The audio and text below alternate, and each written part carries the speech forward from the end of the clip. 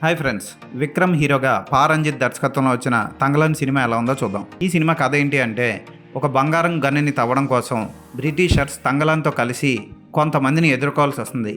ఆ శక్తులు ఏంటి, బ్రిటిషర్స్ తంగలాన్తో కలిసి ఎదుర్కొన్న శక్తులు ఏంటి అన్నది సినిమాలో చూసి తెలుసుకోవాలి. కేజీఎఫ్ గనులు ఎలా పుట్టాయి, ఎలా కనుక్కున్నారు, వాటి హిస్టరీని ఈ సినిమాలో చూపించబోతున్నాం అన్నట్లు చెప్పారు. కానీ అది నిజంగా అనిపించదు. మనం సినిమా చూస్తున్నప్పుడు మనకి ఇదంతా ట్రాష్ అన్నట్లు అనిపిస్తుంది. విక్రమ్ పర్ఫార్మెన్స్ బాగుంది, కానీ ఆ గెటప్ని, వాళ్ళు చేసే పనులు, ఆ అరుపులు చూస్తుంటే మనకి కొంతసేపు భరించగలం, కానీ ఆ తర్వాత చిరాకు వస్తుంది. పార్వతీ తిరువోతు పాత్ర కూడా ఆకట్టుకుంటుంది. ముఖ్యంగా మాయలు చేసే మాయలాడి పాత్రలో మాళవికా మోహనన్ అదిరిపోయింది. ఆమె గెటప్ డిజైనింగ్ కానీ, ఆమె చేసిన యాక్షన్ కానీ సూపర్గా ఉంటుంది. ఈ సినిమాకి విఎఫ్ఎక్స్ పెద్ద మైనస్ పాయింట్. ఆ విఎఫ్ఎక్స్ అన్ని లార్జ్ స్క్రీన్ మీద తెలిసిపోతూ ఉంటాయి. అలాగే జీవి ప్రకాష్ బ్యాక్గ్రౌండ్ స్కోర్ హాలీవుడ్ రేంజ్లో ఇచ్చేసాడు, అదిరిపోయింది అన్నట్టు ఏమీ లేదు. ఉన్నంతలో టెక్నికల్ డిపార్ట్మెంట్లో కొంచెం బెటర్ ఇది.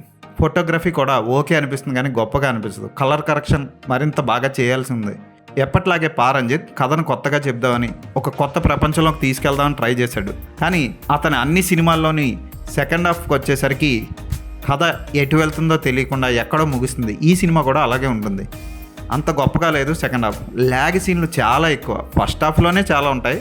కొత్త ప్రపంచంలోకి మనం వెళ్తున్నట్లు అనిపిస్తూ ఉండడం వల్ల మనం ఆ ల్యాగ్ని తట్టుకోగలం. ఇక సెకండ్ హాఫ్కి వచ్చేసరికి ఆ ప్రపంచం అలవాటై మనకి నీరసం వస్తుంది. ప్రయోగాత్మక సినిమాలు ఒకసారి చూడాలనుకుంటే ఈ సినిమాని ట్రై చేయొచ్చు. అంత గొప్పగా లేదు ఈ సినిమా. ఆ పాటలు, ఆ గోల, ఆ సాహిత్యం ఇవన్నీ తమిళ ప్రేక్షకులకు నచ్చుతాయేమో, కానీ తెలుగు ప్రేక్షకులకు అంతగా నచ్చవని చెప్పొచ్చు.